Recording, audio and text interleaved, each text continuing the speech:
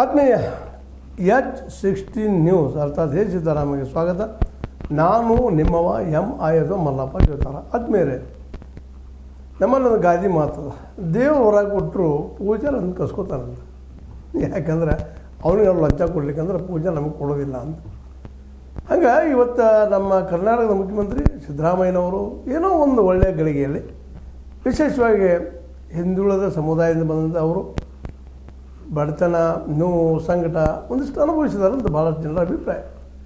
ಆ ದಿಸೆಯಲ್ಲಿ ಪೌರ ಕಾರ್ಮಿಕರು ಒಂದು ಅನುಕೂಲ ಮಾಡಿದರು. ಯಾರು ದಿನಗೂಲಿ ಮೇಲೆ ಇದ್ದಾರಲ್ಲ ಅವ್ರನ್ನೆಲ್ಲ ಪರ್ಮನೆಂಟ್ ಮಾಡೋಣ ಅಂತ ಒಂದು ದೊಡ್ಡ ವಿಷಯ.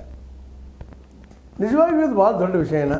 ಯಾಕಪ್ಪ ಅಂತಂದ್ರೆ ದುಡಿಯುವವರಿಗೆ ಇಲ್ಲಿವರೆಗೆ ಯಾವ ಸರ್ಕಾರ ಬಂದರೂ ಎಲ್ಲ ಕಾಂಟ್ರಾಕ್ಟ್ ಲೇಬರರ್ಸ್ ಅಂತ ತೊಗೊಳ್ತಾಯಿದ್ರು.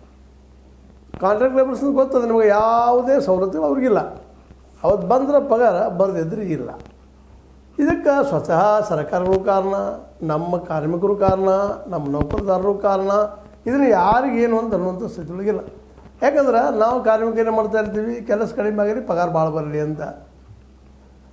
ಅದೇ ಕಾಲಕ್ಕೆ ಸರ್ಕಾರ ಇರ್ಬೋದು ಅಥವಾ ಆಡಳಿತದ ಯಾವುದೋ ಕಂಪ್ನಿ ಇರ್ಬೋದು, ಹೆಚ್ಚು ದುಡಿಸ್ಕೊಂಡು ಕಡಿಮೆ ಪಗಾರ ಕೊಡಲಿ ಅಂತೇಳಿ ಮನುಷ್ಯ ಸ್ವಭಾವ. ಇದನ್ನು ಮೀರಿ ಒಂದಿಷ್ಟು ರೂಲ್ಸ್ಗಳು ಮಾಡಿರ್ತೀವಿ ನಾವು, ಸರ್ಕಾರ ಮಾಡಿರ್ತದೆ, ಎಲ್ಲರಿಗೂ ಅನುಕೂಲ ಆಗಲಪ್ಪ ಅಂತೇಳಿ. ಆದ್ರೆ ಇದು ಆಗ್ತಾಯಿಲ್ಲ. ಅದಕ್ಕಾಗಿ ಅವ್ರು ನಾವು ಕೊಟ್ಟಷ್ಟು ಅವ್ರು ತೊಗೊಂಡಷ್ಟು.